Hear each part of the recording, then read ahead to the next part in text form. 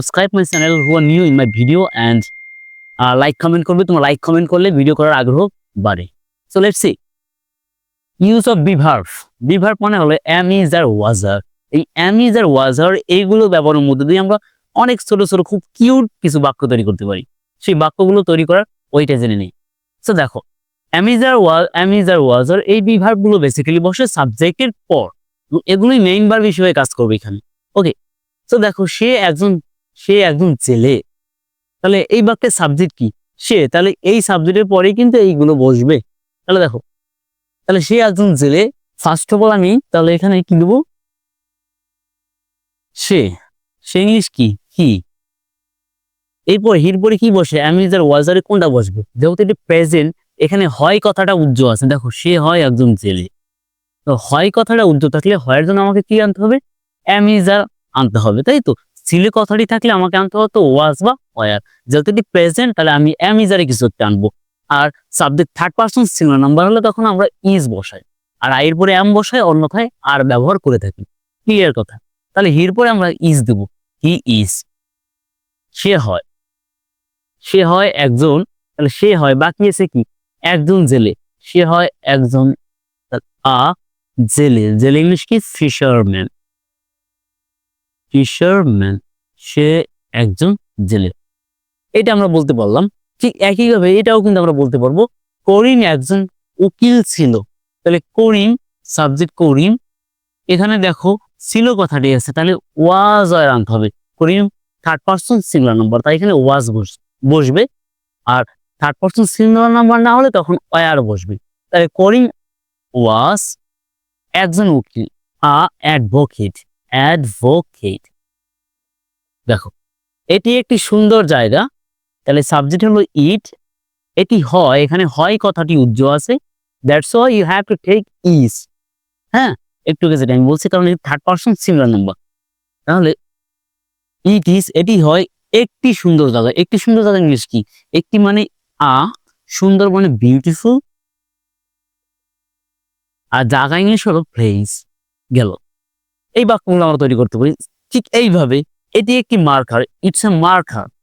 এটি একটি white board, it's a white board. আমি Shubho, I am Shubho. You are Karim, তুমি করিম। ইউ আর করিম, তুমি সুইটি। ইউ আর সুইটি। এটা একটি শার্ট, ইটস এ শার্ট। আমি ছাত্র, আই এম এ স্টুডেন্ট। আমি ছাত্র ছিলাম, আই ওয়াজ এ স্টুডেন্ট। আমি প্লেয়ার ছিলাম, I was a player. So এইভাবে এখন বাক্য তৈরি করতে পারো। ইউ আর প্লেয়ার, তুমি একজন খেলোয়াড় ছিলে। সো এখন এই বাক্যগুলো তৈরি করতে পারলাম। এখন ধরো এই বাক্যগুলো আমরা নেগেটিভ বাক্য বলবো, যে সে একজন জেলে না, সে করিম একজন উকিল না,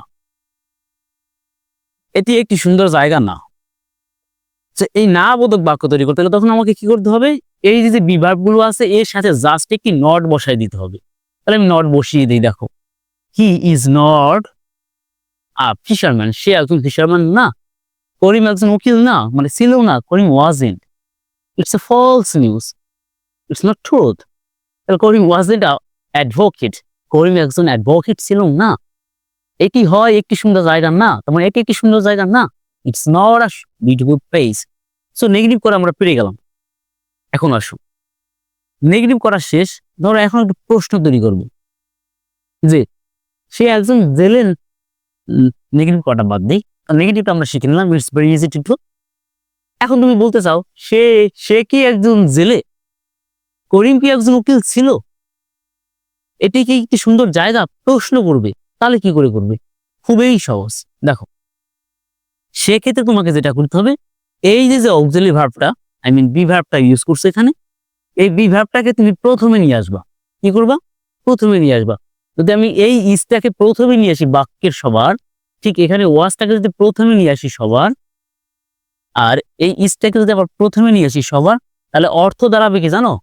তখন অর্থ দাঁড়াবে সে কি একজন জেলে। তখন প্রশ্ন হয়ে গেল, সে কি একজন জেলে?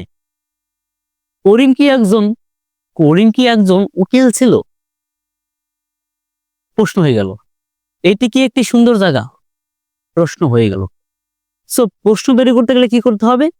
অক্সিলারি ভার্বটা, এই বি ভার্বটাকে জাস্ট প্রথমে নিয়ে আসলে প্রশ্ন হয়ে গেল। সো এরকম কিন্তু হাজারো বাক্য তৈরি করতে পারো। এখন ধরো তুমি এটা বলতে চাও প্রশ্ন করাও শিখে নিলাম। এখন বলতে চাও সে কি একজন জেলে না, মানে প্রশ্ন করবে সাথে নেগেটিভ করবে, সে কি একজন জেলে না, তাহলে বাক্যটা হবে এমন না, সে কি একজন জেলে না, করিম কি একজন উকিল ছিল না। এটি কি একটি সুন্দর জায়গা না, প্রশ্ন তৈরি করতেছি, প্রশ্নের সাথে আবার নেগেটিভ। ব্যাপারটা দেখো, প্রশ্ন কিন্তু আছে সাথে আবার না বোধকও আছে, তাহলে তোমাকেও কি করতে হবে, এই যে ইজ আছে, মানে এই যে যে তুমি অক্সিলারি ভার্ব বা বি ভার্ব গুলো ব্যবহার করছো, তাহলে এর সাথে নট বসিয়ে দেবে, তাহলে সংক্ষিপ্ত নট বসিয়ে দেবে। দেখো, isn't isn't he a fisherman, wasn't Karim a advocate, isn't it a beautiful place. তার মানে কি দাঁড়ালো, যখন তুমি প্রশ্নের সাথে নেগেটিভ আনবে তখন ওই নেগেটিভ নিয়ম অনুসারে জাস্ট তুমি ওই বি ভার্বের সাথে কি নট বসিয়ে দেবে। তাহলে আমি যদি একটা বাক্য নিয়ে একটু কথা বলি, দেখো, সে একজন ছাত্র, হি ইজ এ স্টুডেন্ট, সে একজন ছাত্র না, he is not a student, সে কি একজন ছাত্র, ইজ হি আ স্টুডেন্ট, সে কি একজন ছাত্র না, isn't he a student. I am সে একজন ব্লগার না, তাহলে হি ইজ এ ব্লগার, সে কি একজন blogger, is he a blogger, সে কি একজন ব্লগার না, ইজেন্ট হি আ ব্লগার, সে ব্লগার না, he is not a blogger. So বন্ধুরা, এইভাবে এখন তুমি অনেক বাক্য তৈরি করতে পারো, মানে এই বাক্যগুলো তৈরি করা একদম ইজি। সো ক্লাসটি ভালো লাগলে অবশ্যই আমার চ্যানেলটি সাবস্ক্রাইব করে আমার পাশে থাকবে।